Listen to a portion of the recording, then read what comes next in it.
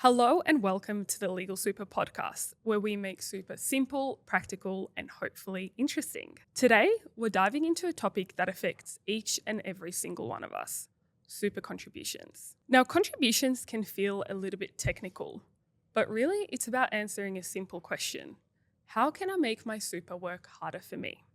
That's why I'm joined today by Jess, Empson, Strategic Partnership Lead here at Legal Super. Thanks for joining us, Jess. Thanks for having me. It's great to be here. Any chance I get to have a chat about super, I get a little bit excited because I am a self-confessed super nerd. So Jess, let's start with the big question. Do I have enough to retire? I think the really important thing to remember is not one size fits all. So there's not one answer for one particular person. So ASFA have produced a guide. If you're single, you really want to aim for having around $595,000 in your super account when you retire. Now, if you're in a couple, so if you're married or de facto, what ASFA really wants you to aim for is an account balance of $690,000 in your super account when you retire. Wow, that seems like a lot of money, Jess. It does seem like a lot of money. And look, it's really important just to have a look at the big picture because everyone's situation's different. And I suppose, again, it is really important to get some help or some guidance. And look, that's the great thing about Legal Super. We do actually offer access to one-on-one appointments with there's no limit, there's no cost, and it's obligation free. So I suppose the message here is get some help because it can be quite confusing. Yeah. And I guess when it comes to retirement and how much money you need when you retire, it's very individual. It's going to be very different for someone who's renting versus owning their home or someone that likes to travel a lot. So it very much depends on the kind of lifestyle that you want when you retire. I think another interesting concept here is the fact that with the rise of housing costs, more and more people are choosing to rent instead of buying their own homes. And a lot of people are going into retirement with a mortgage, meaning they may need more when they retire versus someone who already owns their home outright. It's so important, Tair, and that really is a critical element. And I suppose the key message here for anyone who's listening is the earlier you start, the better. So if you can make some small adjustments now, whether it's checking if you're in the right investment option or even making additional contributions to your super fund, that can really make a really key difference to how much you have when you retire. And I guess you can also almost reverse engineer it. I mean, there are so many great calculators online where you can actually determine how much you're predicted to retire with based on your income and based on contributions you may make and based on an assumed investment return. So I think there are so many tools in place that can help you actually predict what you may retire with.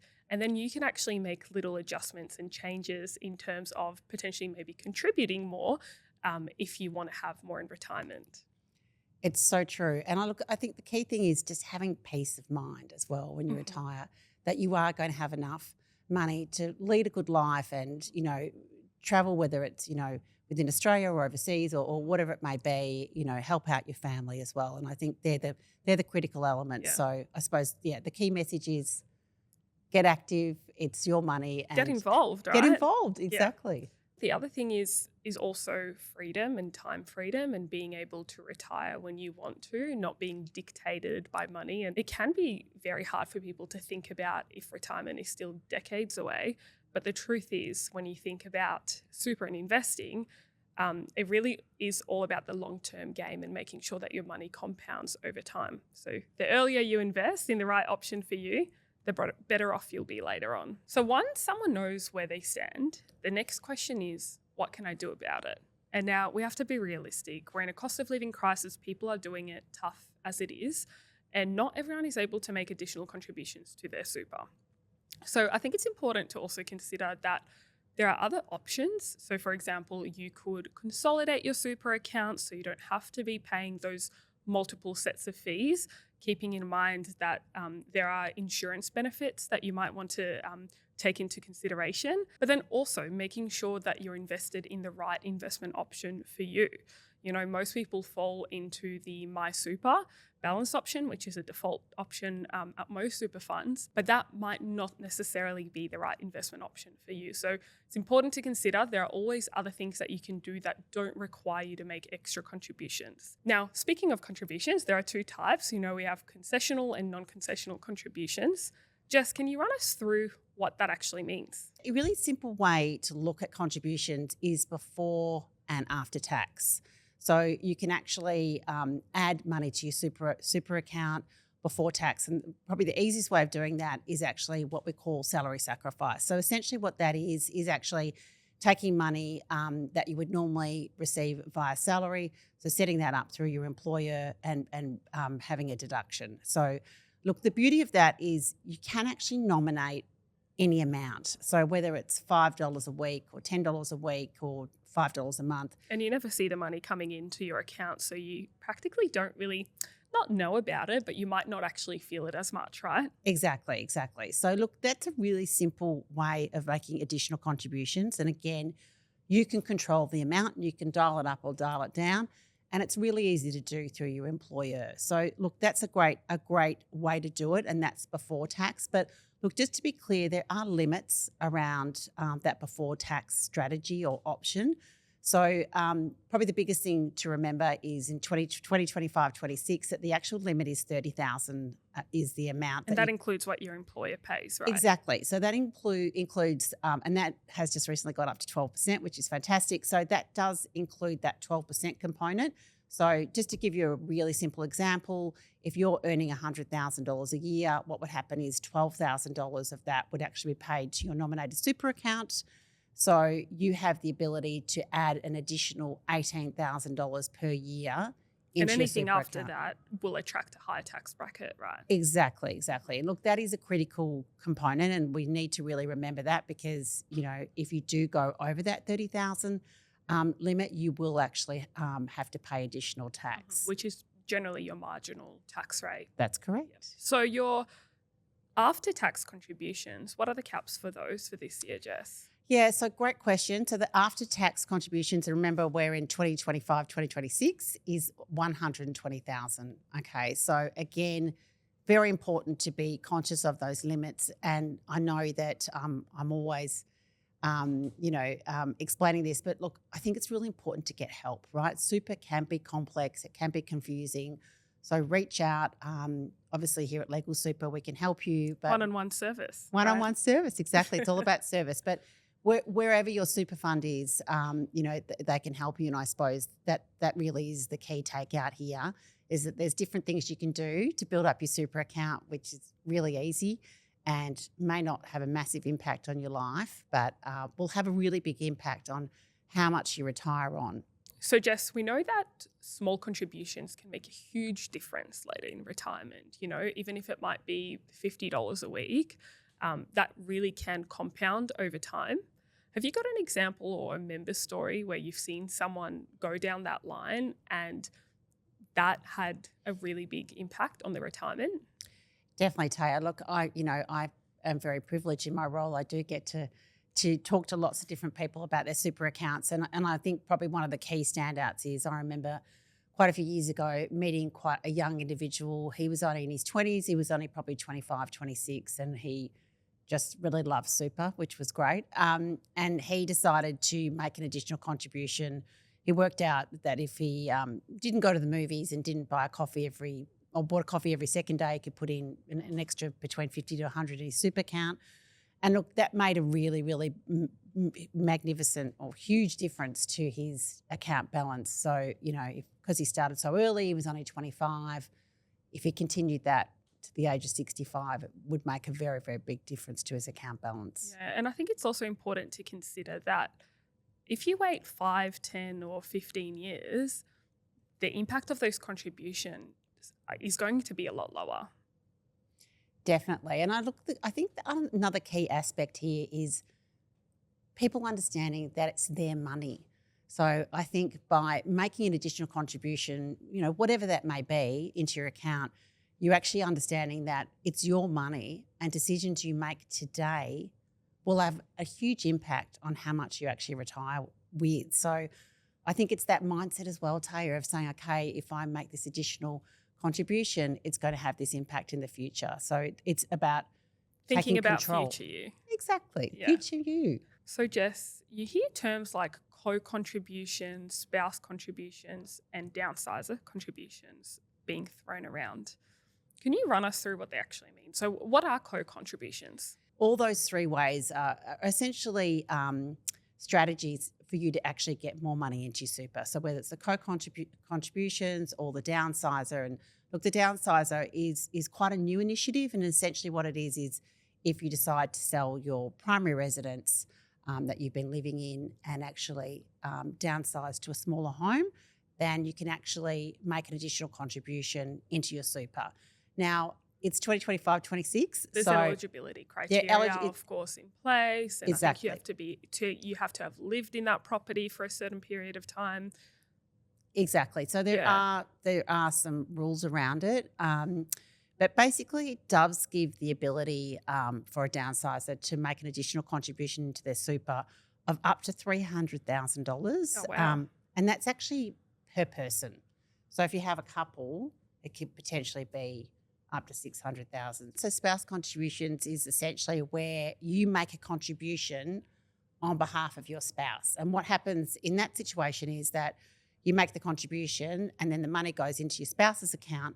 But, and again, there is rules around this, but you can sometimes actually get a tax benefit as well. So the person that's making the contribution can actually get a tax benefit. So some people worry that super might be maybe too hard to keep track of. How would you start getting engaged and really feeling like you're in control? It is really, really easy now to get involved in your super.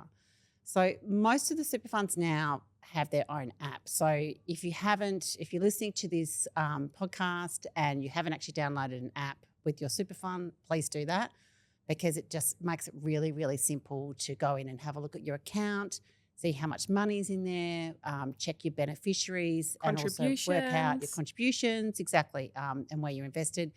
So the app is probably the first spot. The second spot would be online. So again, if you haven't actually activated your member online account, please do that, because it's a really easy way to check on your super. And probably the third is MyGov. Now, I find MyGov can sometimes be a little bit confusing, but most people have access to it. And if you actually jump in and have a look, you'll see there's actually a section that actually says super. So if you go in there, it's really, really handy. It lists everything. So it lists all your super accounts. It actually looks at what your balances are.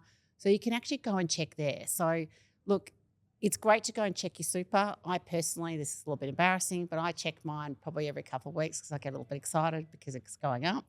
But look, get involved because it's your money. And I think the app is great because, these days everyone has their mobile phone on them all the time. So having access to your super at your fingertips, being able to check your balance, being able to check your contributions, whether your employer has paid your contributions on time or not, what type of insurance cover you have. So I think you should really get into the habit of putting that on the list of the apps that you check regularly. And like you said, every couple of weeks, it's great that you've gotten into the habit of it. I think the thing with having the app, it's a little bit like, and I always explain this when I'm doing presentations, it's a little bit like checking your bank account, right? That's the great thing about super. And I love using this analogy. So your super account is a little bit like a one-way bank account. That money goes in, but you can't actually take it out till you retire or meet what's called a condition of release. So if you use that concept, whoever you bank with, you've probably got an app on your phone. So why wouldn't you download the same for your super account? And it means you can quickly go in and check and say, great, okay, my account balance has gone up by X amount. And again, check your super fees, check your insurance fees, check how much you're paying to have your investments managed, because like you said, it's your money. Exactly. And look, I have got a really good example. And again, this happened years ago where I was chatting to a member and they had actually moved around. They'd had lots of different roles and they really didn't know where their super was. So they didn't realise about the MyGov facility. The great thing about MyGov is most people have it already set up and more importantly, it's free.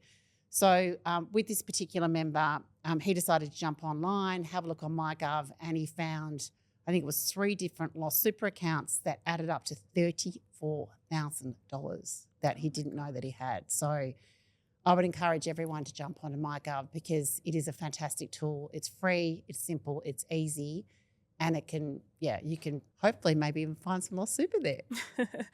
And important to also note that you can consolidate on MyGov as well. So if you do have multiple super accounts where you are paying multiple fees and you did want to consolidate to the one account, you can do that on MyGov, obviously keeping in mind any insurance benefits that you might lose if you consolidate. But important to consider. There's so much that you can do on there. Always really, really important to take into account your own personal situation and actually have a look at if there's any insurance attached to that super account before rolling the money out, because when you roll the money out, it essentially cancels the insurance policy, and a lot of people don't realise that. So, it's really important to get some help. To consider it, And I know a few people actually have multiple super accounts on purpose. So they'd have, their insurance in one account and then they have where they actually keep their money in another account. So again, every person's situation is different. You might want to hold on to your insurance benefits. So you might have an account that may not have a lot of money in there, but your insurances are still running. Everyone's situation is unique. And for those who prefer personal contact, Legal Super actually offers a one-on-one service where you can sit down with a client service manager. They're very experienced in superannuation and they can actually sit down with you one-on-one and help you understand what your options might be. Knowledge really is power when it comes to super. So the more you know, the more informed your decisions will be. So really you can sit down for 60 minutes and that can have a huge impact on your retirement. The other thing you can do is jump on the Legal Super website. We've recently gone live with an education hub called Legal Super Learn, where it actually breaks down different life stages. So super in your 20s, 30s, 40s, and so on. And you can actually understand different topics that may be relevant to your life stage. And you've got articles, carousels, short videos where you can learn in a short period of time and kind of do that in your own time when you're on your phone scrolling or, you might be on the train, but really educate yourself because you'll feel a lot more empowered and you'll have a lot more confidence when it comes to your super. The important thing is super is not set and forget, right? So your super account is accessible wherever you are. So if you've got the app, you can have a look on your phone. If you're on your computer, you can have a look online. And you can also look on MyGov. So, it's easy to get access. And the key is educate yourself. It's like with anything in life. The more you know, the better your decisions will be. And knowledge is power, right, Jess? That's it. The important thing here is it's not about telling people what to do. It's so people know their options. Before we finish up, Jess, if there's one thing you'd like our listeners to take away from today when it comes to maximising their super contributions, what would it be? Don't underestimate the power of starting small and starting early. Contributions can have a huge impact over time, and you may not even notice the money missing due to the tax treatment. The key is really about giving your future self peace of mind and also choices. That's a great message to end on, Jess. Thanks for joining us today, and thank you for sharing all these great insights. Thanks for having me. All the information in this podcast is of a general nature only. Please refer to the Legal Super, PDS and TMD at legalsuper.com.au before making any decisions. Past performance is not a guide for future performance.